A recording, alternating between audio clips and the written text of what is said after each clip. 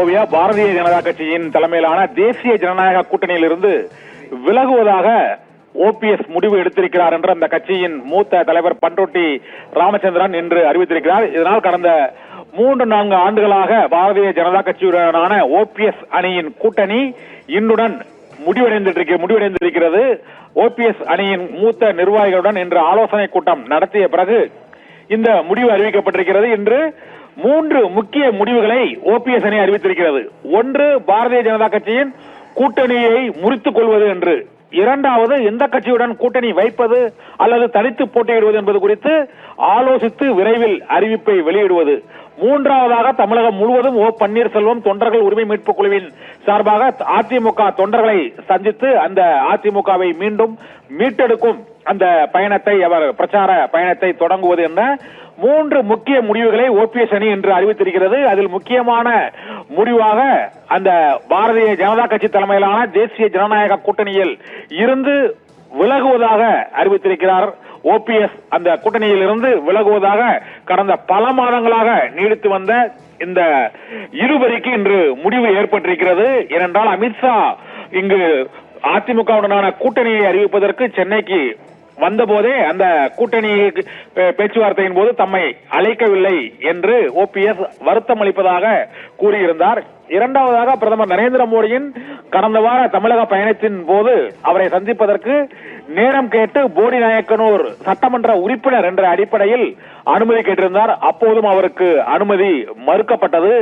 இந்த சூழ்நிலையில் இன்று அவர் உயர்மட்ட நிர்வாகிகளுடன் ஆலோசனை நடத்தி முடிவை அறிவிக்கப் போவதாக நேற்றே மதுரையில் அளித்த பேட்டியில் தெரிவித்திருந்தார். அதன்படி சென்னையில் இன்று கூடிய அந்த ஆலோசனை கூட்டத்தில் எடுக்கப்பட்ட முடிவை அந்த தொண்டர்கள் உரிமை மீட்பு குழுவில் ஓபிஎஸ் அணியின் மூத்த தலைவரான பண்ருட்டி ராமச்சந்திரன் இந்த அறிவிப்பை வெளியிட்டிருக்கிறார்.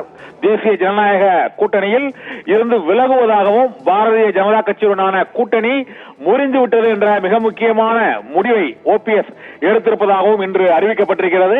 ஜெயச்சந்திரனின் அடடா ஆடியோ ஆஃபர் 5 முதல் 70% வரை டிஸ்கவுண்ட். இதன் மூலமாக கடந்த 2-3 தேர்தலில், நாடாளுமன்ற தேர்தல், சட்டமன்ற தேர்தல் என பல தேர்தல்களில் தொடர்ச்சியாக பாரதிய ஜனதா கட்சியுடன் உறவில் இருந்த ஓபிஎஸ் அணி இப்போது அந்த பாரதிய ஜனதா கட்சி கூட்டணியில் இருந்து விலகுவதாக அறிவித்திருப்பது தமிழக அரசியல் மிகுந்த ஒரு முக்கியத்துவம் வாய்ந்த நகர்வாக பார்க்கப்படுகிறது.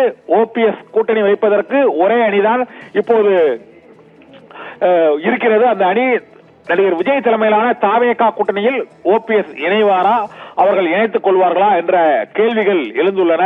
இந்த சூழ்நிலையில் அடுத்த கட்ட நகர்வு தொடர்பாகவும் யாருடன் கூட்டணி என்பது தொடர்பாகவும் ஓபிஎஸ் விரைவில் முடிவெடுத்து அறிவிப்பார் என்று பண்ருட்டி ராமச்சந்திரன் அளித்த இந்த பேட்டியில் தெரிவித்துவிட்டார். இன்று நடைபெற்ற ஆலோசனை கூட்டத்திற்கு பிறகு ஓ பன்னீர்செல்வம் எடுத்த முடிவை பண்ருட்டி ராமச்சந்திரன் அறிவித்திருக்கிறார்.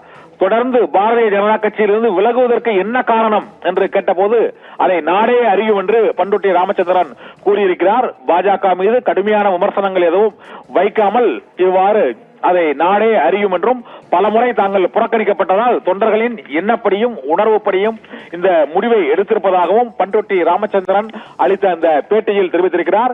இதனால் பாரதிய ஜனதா கட்சியுடனான உறவை அதிமுக பாஜக கூட்டணியில் இருந்த ஒரு அணி, ஓபிஎஸ் தலைமையிலான அணி முறித்துக் கொள்வதாக அறிவித்திருக்கிறது. இந்த ஓபிஎஸ் விலகியது தமிழக அரசியலில் 2026 தேர்தலில் எத்தகைய விளைவுகளை ஏற்படுத்தும் என்பது தேர்தலுக்கு பின்னர் தான் தெரிய வரும். இப்போது பாரதிய ஜனதா கட்சிக்கு மிகவும் நம்பிக்கைக்குரிய தோழமை கட்சியாக திகழ்ந்த ஓ பன்னீர்செல்வம் இப்போது பாஜக கூட்டணியில் இருந்து விலகுவதாக அறிவித்திருப்பதன் மூலமாக அதிமுக பாஜக கூட்டணிக்கு பின்னடைவா அல்லது எத்தகைய பாதிப்புகளை ஏற்படுத்தும் என்பது தேர்தல் முடிவில் ஓபிஎஸ் அணி பெறும் வாக்குகளை பொறுத்து தெரிய வரும்.